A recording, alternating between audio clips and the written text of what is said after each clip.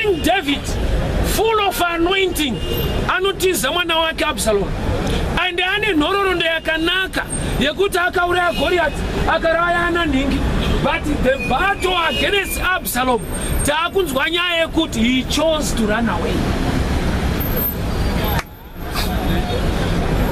Hausakana one autobiography yakadaro kuti wakarowa ningi. Apana panofana kuzonzwa kuti pawakazotizawo ningi. But a man of wisdom, a man with revelation, anotofarira kuti ndifambe mupfungwa yaMwari. Let me help you. So David anotiza Absalom.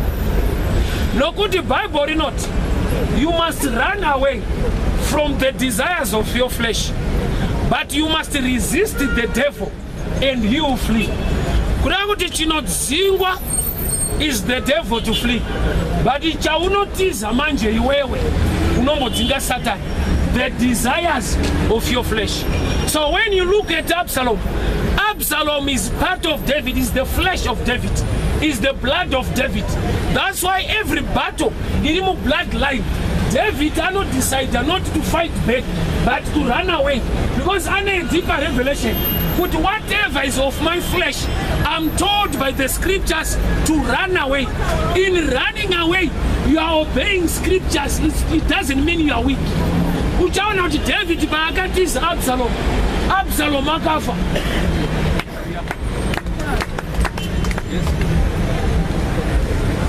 In running away, inenge iri obedience. Yes, scripture and revelation.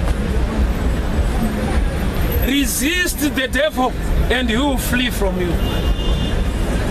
But run away from the desires of your flesh. Zvinoda kutizwa ndo zvawinazvo. Zvinoda kudzingwa ndo zvinoda kuuya pauri. Bhawa risina doro zvidhakwa hazvipinde, nokuti havadi bhawa, vanoda doro riri mubhawa. But chechi isina mweya waMwari, vanhu vari kupinda. Yes, sir. Ipapo ndo pakatozooma kamwana. Chidhakwa chinobvunza kuti urimo here, onzi hamuna, unotoona chakutoti mangwana. Kuti munhu ari kufambira zvaanofanirwa kuwana imomo. Kana zvisimo haadi building yacho, haidhake. Kuda kuti mutende akudawo meso emweya ekuona kuti Mwari arimo here muzvinhu zvatiri kuita izvi. And Ziba said unto the king, Behold, he abideth at Jerusalem. For he said, Today shall the house of Israel restore to me the kingdom of my father. Then said King to Ziba, Behold, all that pertained to Mephibosheth is now yours. And Ziba said, I humbly beseech thee that I may find grace in thy sight, O Lord King. Let me explain this story. We know this popular scripture, 2 Samuel chapter 9. Yemurume anonzi Mephibosheth. Iwe background yenyanduda kudzidzisa. 2 Samuel chapter 9, murume anonzi David. Ane sungano yaanga akaita naJonathan, baba wa Mephibosheth. Time David paanga on the throne, ari pachigaro, ndopa akatuma Ziba kuti pane wanda kuitirawo nyasha nekuda kwesungano yandakaita naJonathan. Ziba ndobva ataura zita remukomana anonzi Mephibosheth. Mephibosheth mukomana ane mbiri yekubva kuLodiba, a low place, achiuya kuJerusalem palace kuzogara naking. So a lot of people, they know this story. It was quite interesting, from rags to riches. But on 2 Samuel chapter 16, now yanda verenga, David anga mukirwa nemwana wake anonzi Absalom. But because David is a man of wisdom, he could not fight back his own son. David murume aigona kurwa chaizvo zvekuti tine nhororondo yekuti akauraya giant lions Goliath. But pane paakawanikwa achitiza mwana waakabereka anonzi Absalom. Chikonzera wa explain. David akatiza mwana wake Absalom. Saka munguva yekutiza the anointed king, there was a time yaakatanga kutiza. Yet the anointing is still on his life, but he's running away from his own son. Absalom haana kuzodzwa nepfungwa yaMwari kuti ave mambo, but ipfungwa yake yakauya maari kuti since baba vangu vari mambo ndinogona kuvatorera umambo tikarana zvinhu. But baba nekuunderstanda level ine mwana wavo uye nelevel yavari ivo vakazviona zvisiri worth kuti varwe.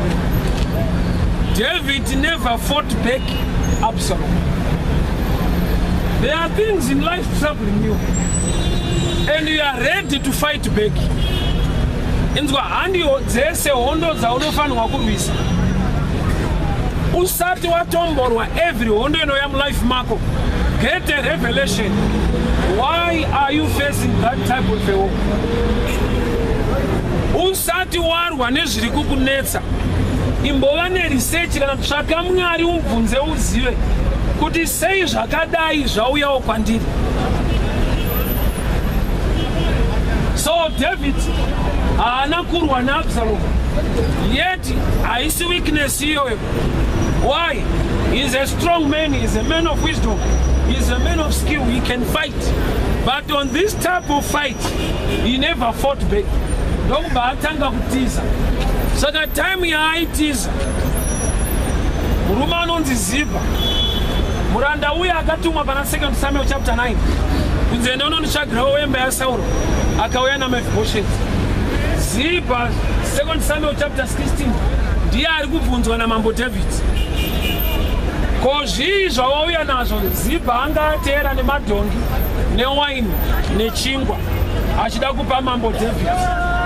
Kuda kuti Ziba aiva nehati naking vari kumhanyiswa kana kuti vari kutandaniswa, vari kudzingwa nemwana wavo, than the one angoraiza achida kuva the king in the palace. Kuda kuti Ziba ane better revelation iri mari iri kumuudza kuti iwewe, although David is running away from Absalom, you must continue to support David, although in this time he is running away from trouble.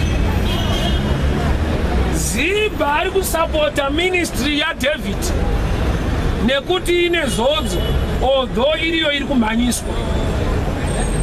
David ndi mambo akazodzwa kutungamirira Israeli, but pane paakamukirwa nyangwe ari wezodzo, akatodzingwa mumusha nemwana wake Absalom, akatiza. But ndinofara murume anonzi Ziba, murume ane better revelation zvekuti although David is running away from Absalom, but Ziba will follow the one running away. Anotera ari kudzingwa kwete ari kudzinga. Ziba anosarudza kuteera David ari kudzingwa muJerusarema than kuramba akagara nemunhu ari kudzinga David muJerusarema. For one thing he knows, kuti pane zodzo raJehovha ndo pane choice yaMwari. Saka there are times yekuti pane zodzo pakatanga kurwiswa, wakaipa anenge achida kunyanyorwisa iwewe, nokuti chinoponesa life yako is when that anointing yaflowawo kuupenyu hwako. Saka ndichitaura ndichiti, ukaona your leader achishoropodzwa kana kutukwa, vanhu ivavo havana kunyanyomaka leader wako, vakanyanyomaka upenyu hwako, nokuti through your leader, that's where you can get knowledge and a blessing. Because Bible actually not zodzo rinoyerera kubva kumusoro richiuya kuzasi. So leadership inorepresentwa nehead. Kuda kuti munhu akataka leadership, strategy yake inoita sekunge ari kuvenga leader, but the real meaning is heading the congregation. Why? Nokuti blessing yao kwainoflowa nako kukatukwa, ivo wakawirirana nekutuka kuri kuitwa, zvato obvious kuti yavo life haichachinja. Let me repeat this one. David is a king running away from Absalom. Izvozvo hazvina kumuita kuti haasisina zodzo kana kuti haasisiriwa Mwari, but patiri kunzwa kuti ari kutiza muJerusarema. Murume anonzi Ziba, ndoda kuti mumwe mutende akure kusvika palevel yezvinhu zvakaitwa naZiba, kuti ari kuona kuti nyangwe David ari kudzingwa muJerusarema. But this is the choice of God. I must also pursue the blessing of David rather than to stay with Absalom, because he is not anointed. Haana blessing yaanopa munhu.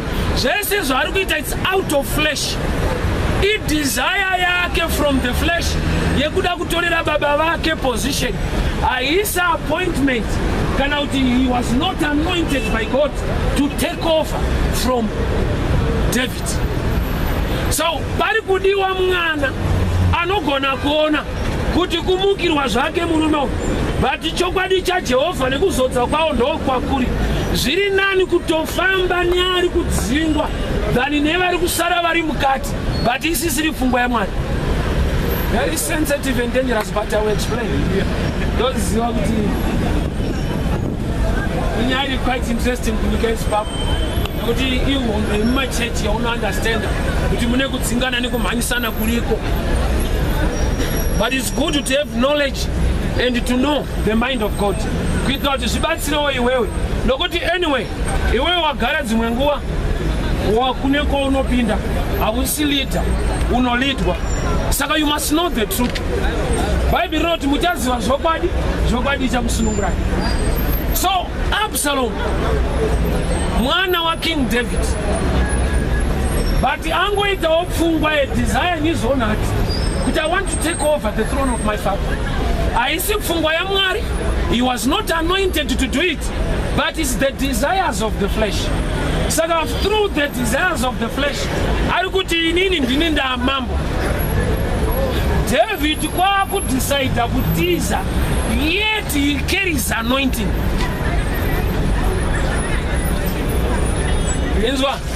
You can be anointed, but there are certain battles you need to run away from. Ask Joseph. Joseph was full of anointing, achifamba naMwari, but paakanetsana namai Potifa, Bible rinobuditsa pachena kuti Joseph wakatiza. Anotizei kana iye achitya Mwari asinei nazvo. He knows one thing: there are some battles we need to run. Running away iyoyo isiri nyaya yekuti une fear, but iri nyaya yekuti you fear the Lord. So you are taking the appropriate action because you fear God, not man. David paari kutiza mai Potifa, haatye mai Potifa, anotya Mwari saka atiza mai Potifa. But mai Potifa vanogona kufungidzira kuti mukomana ari kutiza iwo. David haadi kutadzira Mwari. So because of the fear of the Lord in him, he will run away kubva kuna mai Potifa.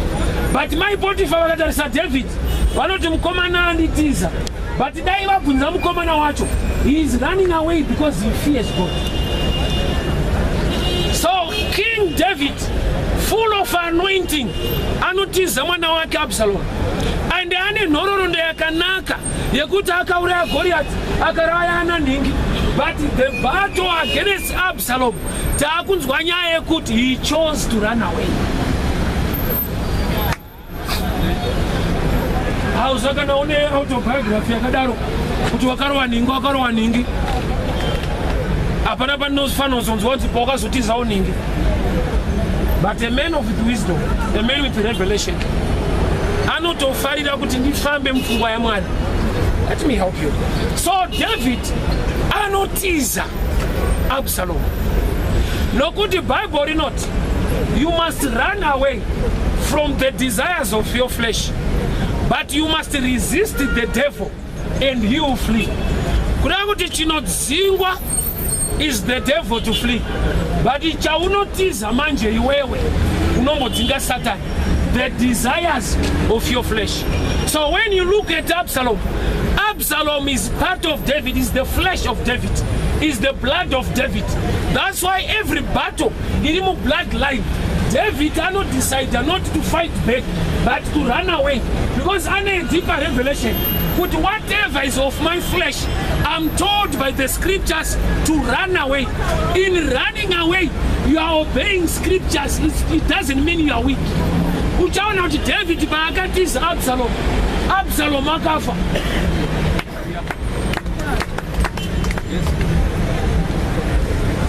In running away, you didn't get obedience. Yes, scripture and revelation. Resist the devil and he will flee from you. But run away from the desires of your flesh. Zvinoda kutizwa ndo zvawinazvo. Zvinoda kudzingwa ndo zvinoda kuuya pauri. So King David ari murwendo rokutiza 2 Samuel chapter 16. Ndo panouya murume anonzi Ziba. A lot of people, they love the story of Mephibosheth. He moved from Lodibar to Jerusalem. But I want you to go deeper. Nyaya Mephibosheth, he lost the position again. Chinzvimbo chaakawana chekugara mupalasi na King David akachiruza zvakare. Anga achiwaniswa nenyasha through a covenant yakaitwa pakati paDavid na Jonathan vana wababa wake. By grace akauya akagara patafura yamambo akatanga kudya. But zvinhu zvaakawana nenyasha pane time yaakazviruza. I want to say this thing to you. It's possible a man to be saved but also lose a salvation ega. Kwete kuti anodzingwa musalvation, but you can still lose it again. Don't relax. You must continue to fight. You must continue to pray. You must continue to fear the Lord. Why? Nobody covenant. Inogona kubrekwa newe. Wakaiwaniswa newe. Mephibosheth chakamunza mu palace ma King David. It's by grace. Akusi kuronga kwake. Baba wake Jonathan vakaita sungano na King David. Ozorangarira wewe kwangu. King David vakutonga kwakutaura na Ziba. Ziba kwakunza Mephibosheth. But by chapter 16, 2 Samuel chapter 16, Mephibosheth, zvese zvaakakwaya by grace, was transferred to Ziba. Kana wakumba unoiverenga 2 Samuel chapter 16. Inotyisa. Why? Murume anonzi Ziba yakazoita take over akatora zvese zvanga zvakasainwa mu covenant between Jonathan. Iye asiri wemba yeko. Covenant yaida vanhu vemba yeko. But wemba yeko kwauya ndokubva aspoila. Let me explain how he spoiled this chance. David achidzingwa, achimhanyiswa, achitiza mwana wake Absalom. Ziba ndiye anotera kwete Mephibosheth. Ziba ouya nemabhiza. Mabhiza akatakura chingwa newaini. David kwakubvunza, ko Ziba zvinhu izvi ndezvei? Zvikanzi mambo wangu, inini nyangwe muri kudzingwa, you remain my king. Chandinongodawo chete mukudzingwa kwenyu, eat the labor of my hands. Mukudzingwa kwenyu zivai kuti kune mwana wenyu anoramba akamira nemi muchidzingwa kudai so. Izvozvo zvikabata moyo waDavid ndokubva atochinja nyaya yacho. Zvikanzi ko Mephibosheth ari kupi? Kureva kuti zvaitwa naZiba zvaifanirwa kunge zvichiitwa naMephibosheth. Hallelujah. Nomwanezona paridza nyaya yekuti you must be grateful to the Lord. Unofanirwa kuva nespirit yekutenda Mwari maringe zvaakakuitira. Kureva kuti matendero anoita sometimes unoita ngo wakakanganwa kwaakakutora nekwaakakubvisa. Zvekuti mumwe munhu akauya nechinhu kuna Jehovha, pane kuti Mwari vafare, Mwari vanoona aifanirwa kuchiita. David ari munzara, ari kudzingwa kubva muJerusarema, aifanirwa kuti akaona mabhiza auya nechingwa newaini oti wait up, ndiani ndiZiba, wait up, Bible not David taona zvauya anoita mubvunzo kuti Mephibosheth ari kuti haana interest nefood, ana interest nemunhu wecovenant ari kutadza kushanda necovenant yake. Tine varume vanotumira inonzi mupiro kuchechi kupa adzimai chebhuru endai munovasvitsa. God is not poor. He wants to see you worshiping. Yes, sir. David anga ane nzara achidzingwa kubva muJerusarema achikwira makomo. Pandaverenga pakati akasangana naZibha pamusoro pemakomo achitomhanya vaine nzara nevakomana vake. Zibha akati, mambo wangu ndauya nechingwa. David haana kuti thank you.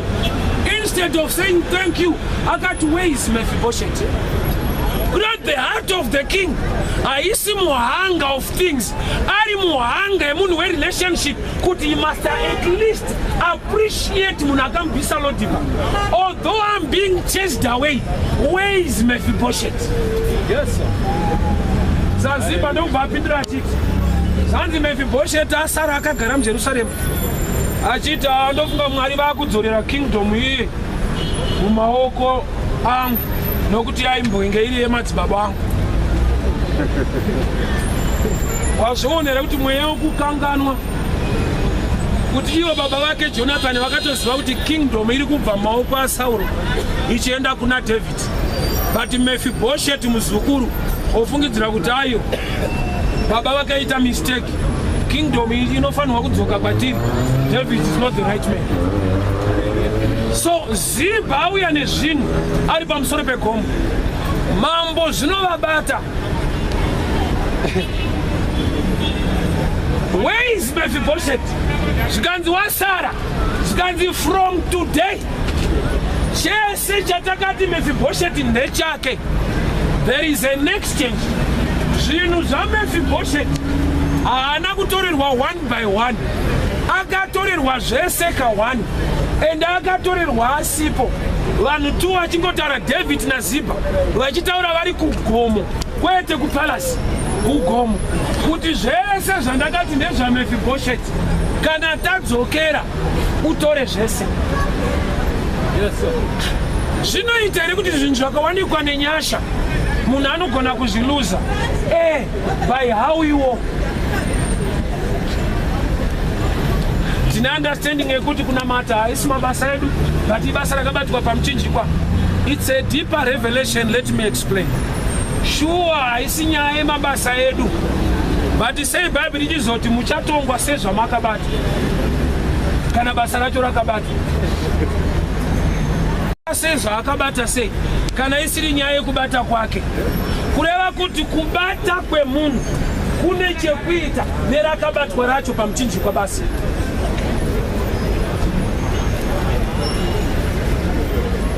Mephibosheth akauya by grace nokuti nzvimbo yaaitogara iyoyo ndo yaaikodzera manje, ndo kwaaifanirwa kugara kulodhibha kana kutofirako. But by grace of a covenant aparidzirwa nemurume atumwa naKing David anonzi Zibha. Uri kuona here kuti Zibha ndiye akatumwa kuna Mephibosheth, but at least haasi wemhuri yekwaJonathan but ane better revelation yekuramba achida David nyangwe akambokanganwikwa pakapromotwa munhu ari kure iye achitoshandiswa kutumwa. Let me explain this to you. Zibha musi waakatumwa kunze enda unosheedza munhu ndoda kudya naye patafura, ndofunga iye mukana iwowo aiudawo. That's why wakanzwa kuexplaina kwake kuti ariko wemba yekwaSauro but akaremara kuti aida kuedzawo kuti pamwe angaonewo mukana ndokubva aushaya, nokuti panguva iyi David waingoda chete munhu wemba yeikoko. But pane pazvakazosvika pekuti wemba yacho akadiwa haachada akamuda. David ari kubuda muJerusarema. Dai ndirini Mephibosheth ndoziva kuti akandiunza muno ndiDavid. Kana David akubuda muno, there is no need yekuti ndirambe ndiri muno musina David akandishedza. But mukomana akashaya revelation akasara akagara muJerusalem musina mambo. Let me tell you this. Zvinoitika izvozvo murwendo rwokunamata kuti vanhu vanogona kusara vari muJerusarema mambo akazodzwa naJehovha uye nepfungwa yaMwari isisimo. Jerusalema richirevei church. Vanhu vanogona kusara nebuilding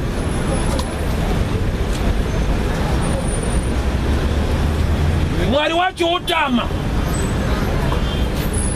Nokuti David was anointed.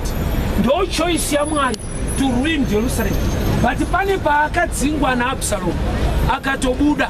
Kureva kuti pese panobuda the anointed men of God in a place, it's a sign that God is also moving out. Zvekuti Absalom anogona kusara ari mupalace, but the palace handiyo ichakupa anointing, and the spirit of God is attracted in the palace. He attracted the one in the palace. So kana the one in the palace are a wrong guy. There is no need to love the palace anymore. It's better to follow a king who is in a jungle than to be a man without anointing on the right seat. Yes, sir. Let me explain this. Come on, Absalom. Asara in Jerusalem. That is Ziba and revelation yekuziva. Kuti nyangwe murume uyo asara in Jerusalem. Haisi choice ya Mwari. Zodzo raMwari racho haana. Saka zvinondibatsirei kugara muJerusalem. Zita rinoramba riri Jerusalem. Zita rinoramba riri Jerusalem. But zvinowanikwa muJerusalem uye nepfungwa yaMwari musisina. Ndakati panyika zvinhu zvatonzwisisa kuti chipatara kana chisina mushonga chinongovhara. Nokuti hachisi worth kunzi chipatara pasina mushonga haparapwe munhu. But zvinongonetsa kana chechi isina Jesu haivhari. Inongopareta zvakadaro. Bhawa risina doro zvidhakwa hazvipinde. Nokuti havadi bhawa, vanoda doro riri mubhawa. But church isina mweya waMwari vanhu vari kupinda. Yes. Ipapo ndo pakatozooma kamwana. Chidhakwa chinobvunza kuti urimo here? Onzi hamuna. Unotoona chakutoti mangwana. Kuti munhu ari kufambira zvaanofanirwa kuwana imomo. Kana zvisimo haadi building yacho haidhake. Kuti mutende akudawo meso emweya ekuona kuti naMwari arimo here muzvinhu zvatiri kuita izvi. Nokuti nyaya haisi yebuilding. Solomon akaramba ari muJerusalem akatotora the throne akatomhanyawo nemabhiza zvisina Mwari mukati, but iri Jerusalem yaJehovha. Kuti izvozvo zvino nguva iyoyo inombokwana yekuti vanhu vanogona kusara vari pazvinhu zvaMwari, Mwari asisiri pazvinhu izvozvo. Yes, sir. But ndinofara nemurume anonzi Ziba. Akati, I would rather follow the king who is being chased away than to stand with Absalom, the wrong one. Ipapa achashanda kuna Ziba anonzi meso emweya. Nokuti it's pointless kuti munhu atori on the throne akurana Absalom womusiya woenda kunopa iwe offering yako akadzingwa wacho ari musango kunenge kufidha gandanga. But nokuti munhu yani meso emweya yekuziva kuti no matter how many times the anointed men or the righteous will fall, one thing I know, he will rise. But Absalom, because he's not anointed, but there are no dona hakuna kumuka foot. Yes, sir. The righteous man can fall 7 times and rise again. But the one who is not righteous, once and for all. So, Ziba maari mune deeper revelation nekuziva kuti David akazodzwa as the real king is the choice of God. Nyangwe Absalom might take over. I would rather sacrifice whatever I want to give to the men running away. When David was running away, that's when he was also giving away properties. You are not getting. You are not getting. Let me repeat it. Time David yarikutiza kubva muJerusalem. The opportunity you know name somewhere. Nobody that time Barita ran away from Absalom. He is also giving away properties. Ask Ziba. My properties akawanari na Mephibosheth. Bakasangana na King David mugomo. Vachitiza. Auya nezvinhu kuna mambo. Mambo vakati zvese zvandakapa Mephibosheth zvazvako. Yet is the king who is running away, but is also giving away things. Amukana unonetsa kusiwa. Kuti ari kutiza ndiani zvinhu zvako. Ari kutaridzika sekunga hana chinhu. Oita Mwari wobva ati ndiye anacho. How are you going to give King David when he is running away? Kune trust ipi kuti anodzoka. Trust iri muna Ziba. Their anointing. He knows this man is anointed of Jehovah. Meso ako akafuroka kuna kuziva pane zodzi raMwari. Autambe napo. No matter zvinoitika. Bible rinoti, touch not my anointed. Zvichireva kuti vanotobatika. Uri kutorambidzwa kubata. Saka kune vamwe vari kubata. But iwe nokuti wakarava ende unoziva zvazvoreva haubati. Ukanzwa panhu panzi touch not, you can touch. Touch not kurambidzwa usabata. Kurati panotobatika.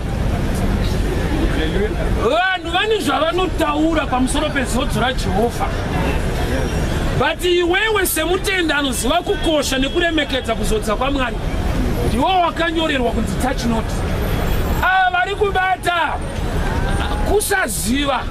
Rega ndikudze. Mwana asati atsva nemoto. Ukamuti moto hausi right. Message yacho hainyatso make sense. Nokuti mwana mudika asati atsva. Iwandika kuti moto wakaipa. You know for sure. Wakaipa. Why? Une experience. Mwana nekuti he lacks experience. Mwana muchechi. Ukamuti usaende pamoto. Mind yake haina kana one day raakanzwa nyaya yekupisa kwemoto nemunhu akatsva nekuona wakatsva. Sa ikoko kuleka experience kunomupa simba rekuexperimenta nezvinouraya. Saka kusvika musi waanobata moto otsva hauna nidhi yekuzomuudza kuti wakaipa. Kwaari manje vhangeri racho raakubatika. Hariparidzwe iroro. Iri ndo raanokutendera usati warishumira. Kana mukakangana kuvarayira kuti mukicheni mune moto havapinde. Why? Vakapfura neko. But sometimes it will be unfortunate. Kuti time yaanopfura neko anobva atsva ruoko rwese. That's bad experience now. David, the time he was running away was the right time.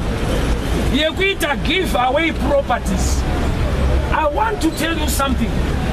Kune zvimwe zvinhu zvinoitwa naMwari zvekuti vazodziwa wake time yavanoshungurudzwa nevanhu. All time yavane great anointing to offer great things to people. Zvekutoti uchaona kuti time yainetseka strive kuti awane license. Vashoma vakavhurwawo meso kuti vamire nayo. Ende madyiro avari kuita anoshota vanhu ivavo lagere. Ende iwewe manje waakuda kuenda manje kuna strive nekoko. Ndikatengerawo Mr. Strive koko ndozova kuti ndinoda kutengera koko. This time hazvichaita. Ende kana ukada kuziva kuti vanogara kupi handifunga kuti ndingakuziva. Mari yekuvatengera koko unayo. Kuti uvatsvage ndifunga kuti ungawawana. But unomboziva kuti murume iyeyu aiwanikwa. Hallelujah. ene time yaiwanikwa iwewe waiwanikwa. Uchanyatsa kuti mukana wako wakapfura nepauri.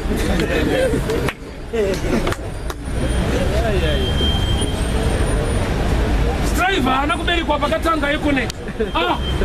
Kumashure kweso ane vanhu vachifamba vese. Paakati ndaakufamba nevision zvichinetsa vamwe vanhu vakamusiya, vamwe vakagona kumira naye. Nguva iyoyo ndo nguva yefevha yakanyanya, nokuti nzwa munhu akaziva kuti iri shamwari yakamira neni munhamo, kana abudirira chinoita kuti shamwari yagone kuiblesa inyaya yekuti anopota achirangarira vanhu vakambomira naye munguva yekushaya. Nekuti munguva yekushaya ndo munogadzirwa mazita ekurangarira.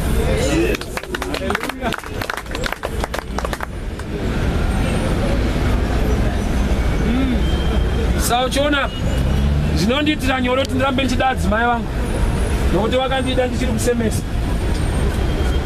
Anouya mazuva ano hazvitoti ndide. Ndaraiti so. Nenge ndane chokwadi chekuti haudini nokubuda zvandava.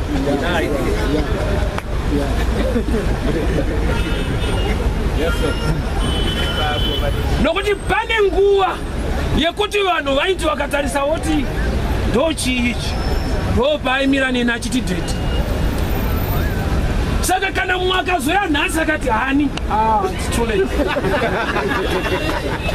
Uchi usati wagadzirwa kune nyuchi dzaifambira nyaya.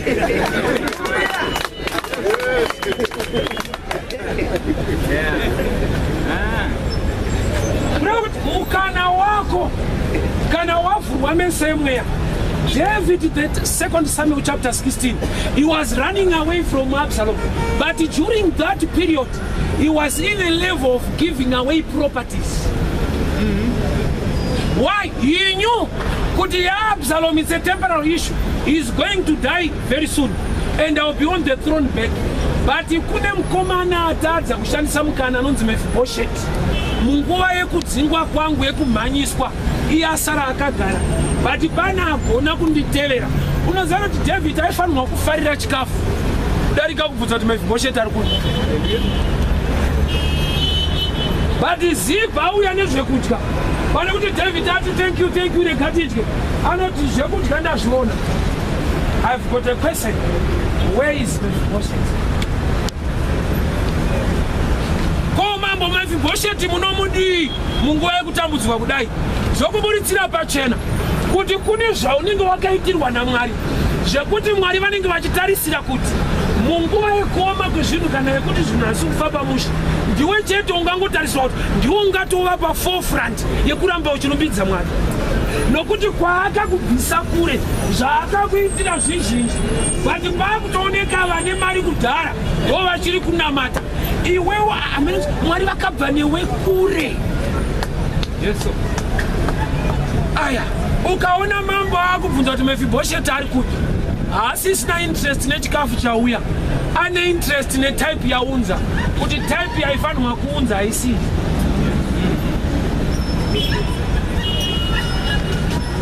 Tine vanhu vanofanirwa kuappreciate Mwari zvakapetwa zvakanyanya. Why? Nokuti kune zvimwe zvavakaita wega unotoziva kuti uyu dai asiri Mwari hapana kwandaisvika, dai asiri Jehovha iwana handaiwana, dai asiri Jesu uyu upenyu handaihurarama. Uchitoziva nekwawakabva iwewe, hakuna mamwe, hakuna meti dzamaironga, hakuna hama yakakurongera, nokuti nehama dzacho hauna. Kana kuri kupasa hauna, but une makey emoffice.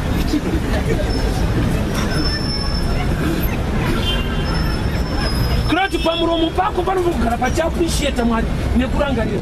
But mukana waZiba wekuti atransfer property ya Mephibosheth iye mulife make, mukana wakauya through revelation. Munhu ari kuluza zvinhu zvakauya by grace, but munhu ari kuzvitora back, ari kuzvitora by revelation. Let me tell you this. Ziba anorongedza pamabhiza ake. iye haasi kudzingwa, ari kudzingwa ndiDavid, but anojoina munhu ari kudzingwa iye asina kudzingwa.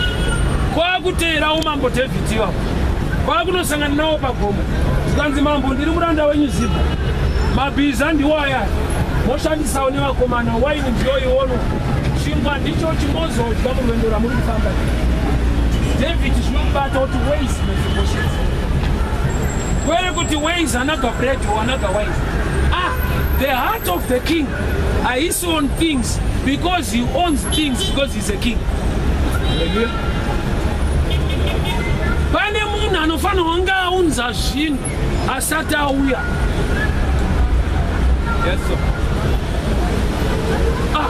Pane vanhu vanofanira kunge vachiappreciate Mwari zvakanyanya, vasiri kuappreciate Mwari nekuda kwekuti ivo ndo vari kukanganwa. So the time he was running away, that was the time he was giving out properties. By revelation, even in hard times, you can create an opportunity to make life better. Yes, sir. Time you go to King David from Jerusalem. No time you guys can wanna see. But yandaida iye life yakwa Mephibosheth ndogona kuiwana ndikango support King David. Nobody on this time ana support yainayo. Unazora kuti munhu wese akabudirira ane nguva yaisha yavanhu vaimira nayo. Ozoverenga nhororo nemunhu wese akasimuka anokudzawo nguva yaimbosungwa kana kuvengwa kana kudzingwa, vachishayikwa vanomira naye. Kureva kuti muperiod iyoyo ndo maitsvakwa type yevanhu vane meso akavhurika vanogona kumuona kuti apa paita opportunity. This man is zvinhu kupfurana nazvo. It's a passing phase. He carries the anointing. He is going to rule anyway. Zvinonaka chete zvinoita. Let me stand with this man. Amen. But sometimes out of common sense munhu anoti akaona chinhu chisiri kufamba ongofungira kuti zvinoguma zvakadaro. Right? Zviripo zvinoguma zvakadaro. But zvaJehovha, although your beginning was small, zvingangova nemavambo madiki, but nokuti God is involved, magumo acho makuru. Zvinhu zvina Mwari mukati kana ukazviona sekunge zviri kudonha. Unoziva here kuti Jesu apedza kushumira pa 3 years akaparidza, when he started ministry at 30, ndobva aenda pamuchinjikwa. Ari pamuchinjikwa waita sekunge atourayiwa zvapera, gamba ndoba ari kutopedzisa nyaya yacho yakafambika. Kune vanhu vakatomubata vakaisa pamuchinjikwa, gamba iyoyi yamutobvunza kuti uri kumupedzisa, iye ndiye ari kutopedzisa. That's why vakazonzwa iye vapedza kuroverera ava kuti zvapera, apa aipedza nyaya ndeupa. Ava vari kuti tapedza naye aparidze futi, iyewo futi ari kuwirirana nawo kuti shuwa zvapera. Rati ndopa vaifanirwa kuvhunduka kuti tisu tapedza kana kuti iye. Pese pane pfungwa yaMwari nyangwe zvikaita kunge hazvichaita, as long uchizoti zvina Mwari izvi, mira nezvinhu izvozvo. Amen. Yes, sir. So Jesu ari pamuchinjikwa anobva ati zvapera. Nokuti vaiva close vaingoti anomuka kungotaurawo kuti isu tatomupedzisa, zvii zvaari kuti zvapera. Why? He knew kuti mission yandinayo ndeyaJehovha. Saka pese pandinoita sekunge hazvichaita ndaparadzwa zvapera, God will make it. Pane time unoziva here kuti zvakatotora Isaac kukopareta nababa wake pagomo kuti agone kusungwa aiswe pamusoro peauta. It was not an easy task. Dai Isaac anga akaoma musoro, nokuti baba vaparidzira mwana shoko rekuti Mwari vanotipa gwai. Mwana abvunza kuti baba chibayiro chiripi? Baba vake ndokubva kuti Mwari vachatipa gwai. Saka tinopa mukomana kusungwa kuzoti mudhara wangu haaparidze zvekunyepa.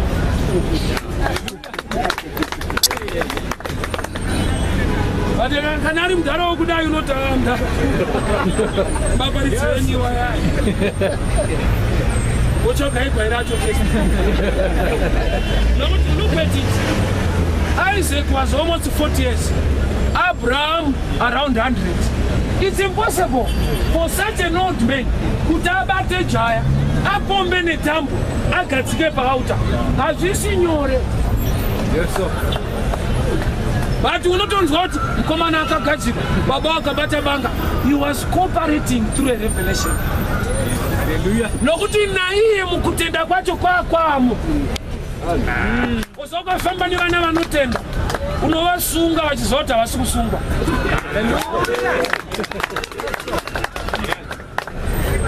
Ukafamba nevane vision vaakuzivawo kutaura kwaMwari. Saka uchiona munhu akakura pazvinhu zvaMwari kana akaziva kuti zvinhu zvina Mwari, kana mukatuka mukuru wake kana mukatuka chechi yawo, he is not bothered. Because he haisi nyaya mukombi kana newspaper. He prays to the real God. Mwari chaiye ndokubva amuudza kuti ndo chechi yako, uyu ndiye leader wako. Munhu ane personal revelation haamuvwe nenyaya dzemukombi. Wanza newspaper rati munhu asi munhu waMwari. Hazvitsvagwe kumanewspaper zvevanhu vaMwari. Hazvitsvagwe mukombi. You must seek God himself. Hallelujah. Yes, sir. During the time he had to run away from Absalom, that was the time he was giving out properties. Uchaona kuti izvozvo zvikaitika kuti pane munhu waMwari ari kumukirwa, ari kurwiswa. Kune zvikwata zvinodamburana wamoenda uko.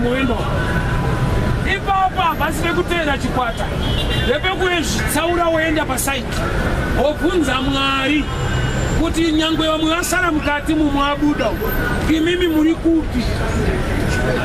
Handidi vanhu ndoda kwamuri. Unosara nevanhu vane mabhenji avo nechechi yavo vasisina Mwari wacho. Nokuti David was anointed by God. Absalom is the desires of the flesh. But there was a period Absalom paaketa teko. Ziba ndokubva aziva kuti inini handimbofanira kadyirwa zvinhu namambo ari kutonga panguva ino, nokuti haana zodzo, ndoteera ari kusango. Yes, sir. It takes revelation to know that. Zvinotora chizaruko kuti uzvizive. That's why Isaac akagona kucooperate nababa wake Abraham. Ukaona jaya re40 richinzi rakatorwa rikagadzikwa paautwa nababa ve100 kuwirirana. Dai yaiva nyaya yepower, kudhara ndiye aigadzikwa ipapo. Iri nyaya yekuti vanyatsobatana paende mumwe. Aienda ari Abraham.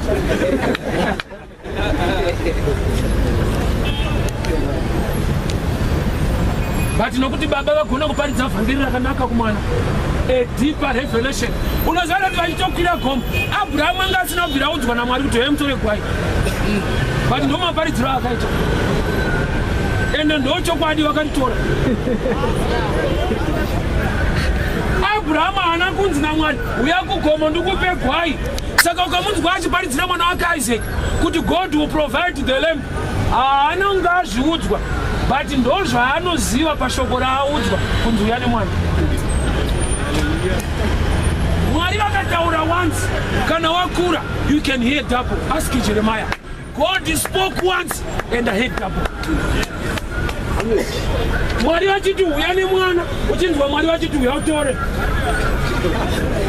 Zvokuti kana waakuparidza unoparidza zvazoreva kudarika zvataurwa.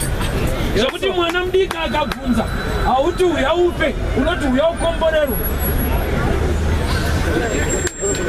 Apa ichaita mwana. Avanoti ipote chigumira kuzvaita. Bhaibheri rikasava part of your life, wako upenyu hauchinji. Mwari havana kutaura naAbhurahamu kuti uya ndikupei gwai, never. Iyo Mwari ndo vakatoti uya nemwana wako ndipo. But vachikwira gomo, eya, Ndinofara mukomana akaziva nguva yekubvunza. Rega kubvunza munhu ari palevel diki. Bvunza munhu akuchinja malevels mukufamba naMwari. Anopota achinzwawo kwaari kuenda kumusoro. Nokuti pavaifamba on the ground, Abrahamu akatoparidzira varume 3 vakamuperekedza kuti inini mwana wangu tirikumboenda pamusoro. Ivavo 3 havana kuparidzirwa zvekuvai. Kune vanhu vekuti havaudzwe zveblessing, but vachifamba rwendo rwacho.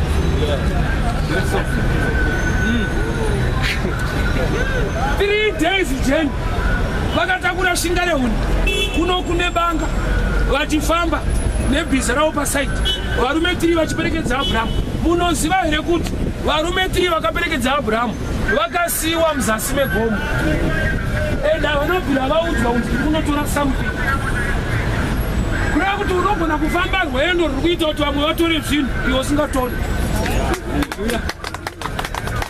Nokuti une level yaunogumira, unoramba uchifamba on ground level. Pavanochinja level yekuenda pamusoro, munowanzosarira pazasi. Vanonzi ngatitsanyei, vaunoti hasi tichiri vafana. Ngatinamatei, zvinonetsa. Paunosarira iwewe hapaite. Unenge wafamba wena, kusiya doro, kusiya mbanje, kusiya chi, wozongoramba fasting. Todoti umbochinja level, umbonzwa uzvikwamana. Varume vakatofamba rwendo rwakareba, but hapana chavo kuperekedzana chete. Andaramba kuita mutenda anoperekedza vamwe vachikomborerwa isongogumira muzasi mechechi. Todzoka tichingonzwa matestimony evamwe. This year I'm going to testify.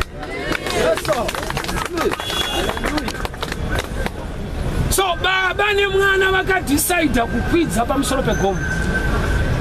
Shasha dzikanzi imimi chisarai pano, muri type inoperekedza kwete inosvika. Uri kuona pavakaipotsera kuti vanoperekedza but havasvike. Kunamata kwako ngakurege kugumira panzira. Kuti unongofarira kuimba chete, unofarira nguva yekunamatirwa chete. Ndoda kuti uparticipate in every area, nokuti hauzive the area ine munana wako.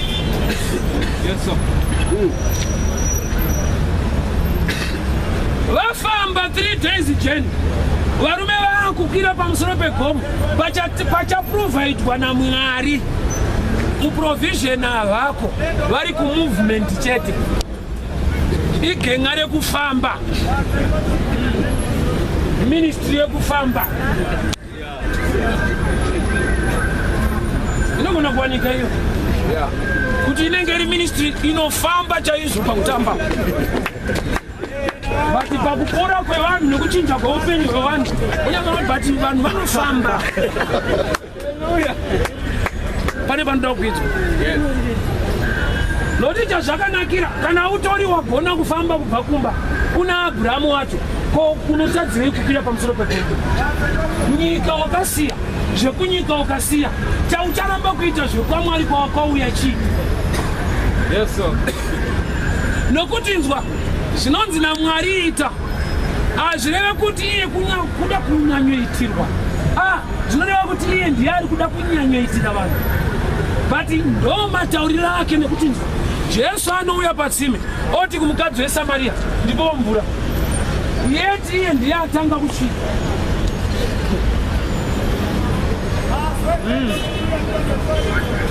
Otanga kusvika patsime ogara, okumbira anonoka.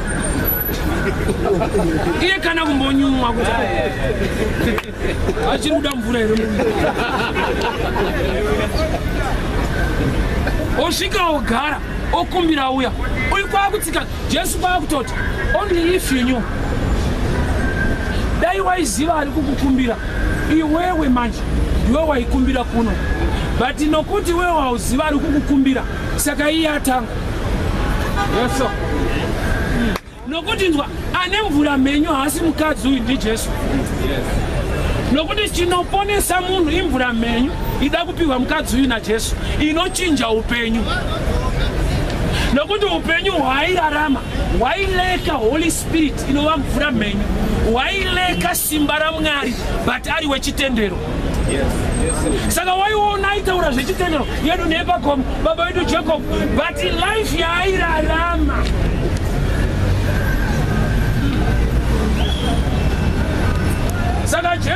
akuya nemvura menyu. But kwakuziva kuti inini ndine menyu. Uya hapana paanozombondikumbira mvura yacho nokuti akarutonanga kunochera yavo direct. Asi desperate for the living waters. Ari desperate patsime raJacob. Saka wakaona Jesu paakanogara patsime. Anga atoo matsime mairi rekudenga nerepanyika. Munhu ndougada kusuduruza rekudenga kuti akucheresa. Zvaakajaira. Tatinwe zvekudenga tonwa zvedu. Jesu ndobva ati nhai mudzimai aonere kuti pano paita matsime mairi remvura chaiyo mhenyu neyamakajaira. Seiwe nokuti zvakatoonekwa level yake yekunamata hapana paachakumbira mvura mhenyu kutomugona kutanga tatomukumbira yake yemangamanga yaanopota achiwa. Rega ndikuti you cannot buy a blessing. So why do you give to get a blessing? It's a revelation yekuti Mwari vanotoziva kuti iwewe haungakwanise kuti Mwari ndikomborerei, but ukapa ndo language inonzwika kuti ari kutsvaka kukomborerwa. That's why Jesu paari kukumbira mukadzi yake haisi nyota, nokuti atobuda pachena kuti yandinayo iri nani. Mvura yandinayo ndikakupa haunzwi nyota zvakare. Saka uchaona kuti mukadzi paanosiya chirongo omhanya kuguta. Jesu haatore chirongo chake ochera mvura onwa. He was not thirsty. He was thirsty to satisfy the one who was too thirsty. Yes, sir. Even pakrosi saka kuti munhu achitaura kuti ndane nyota. How can a dying man ask for water? Yes, sir. Jesu anoti I'm thirsty pamuchinjikwa. Unoidi mvura uri kutozvifirawo zvako. Unoda kunwa kuti uende. Vanhu kwakutomhanya nemvura. Why? Nokuti language yemuchinjikwa inenge yakafanana nelanguage iri natural kana uri munhu ari natural. But zvaaireva pari kuti I'm thirsty ari kuti pano pandini ndine nyota yekuponesa vanhu, but pane mumwe atori pasaidi pangu izvezvo aripodza. Nokuti mbavha dziri 200 ndoyakapinda 1 haina. Jesu ndobva ati manje akomana, hei ndo shungu dzangu kuti munhu wese apone, but tsano uri pasaidi havasi kupona. Paini ndine nyota. Nyota yake haisiye mvura, is a dying man. How can a man ane the living waters apota achiparidza kuti I'm thirsty? Anozoti I'm thirsty sei? Iye akaudza mukadzi weSamaria kuti ndinayo mhenyu. Ko mhenyu yaenda kupi kana wakuchemera iyi? Kuda kuti ari kuburitsa pachena kuti nyota yandiri nayo ndiri pano pamuchinjikwa ndeyekuti hanina anenge atenda apone, but patenda 1 so far. But nyaya yacho ine munhu wese. I'm too thirsty for a man to be saved. But the man is failing to see. Uri kuona here kuti Jesu time yaaifa ndo time yaakapa munhu chinhu chinokosha denga. Kwete time yaaifamba. Let me repeat. Time yaaifamba achinamatira achimutsana Lazaro kumuka kuti urarame wozonotonga kuti upinde. But time yaanga akufa. Yes, sir.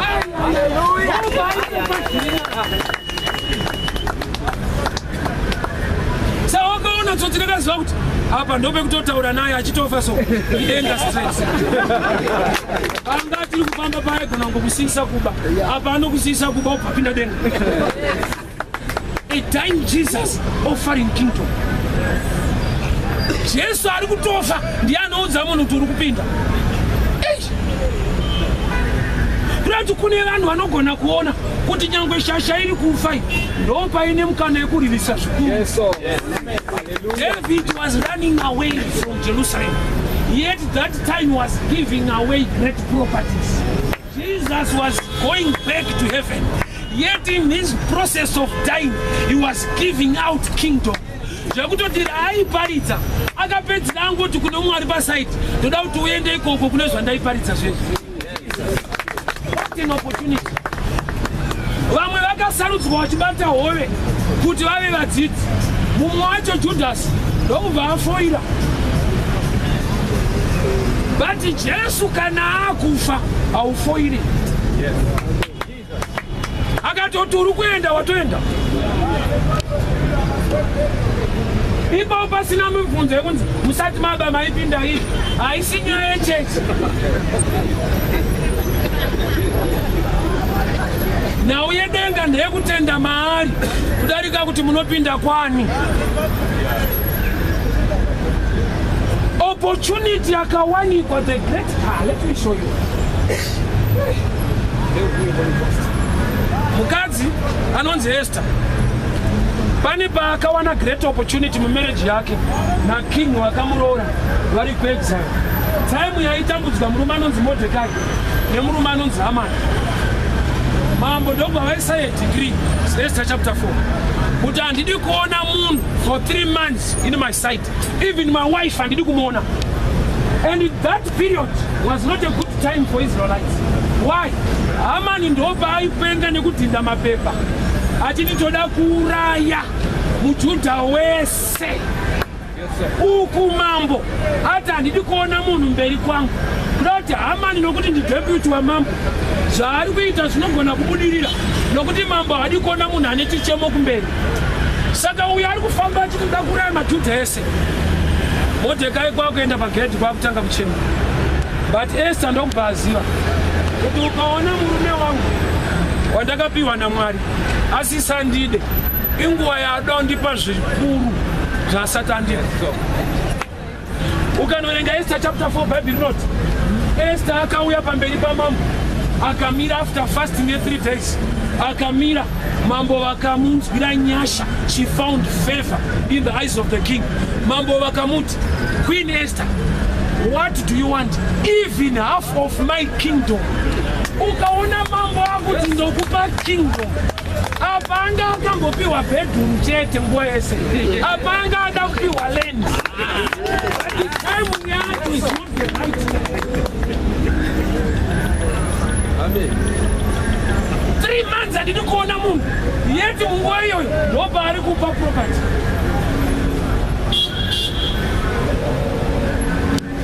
Saka mamiriro ezvinhu haisi nyaya. Mamiriro ako iwewe ndonyaya. Uye maonero ako mumamiriro acho ndonyaya. Saka ndigara ndipamuenzaniso kuti ndakaenda kuKaripa grade 7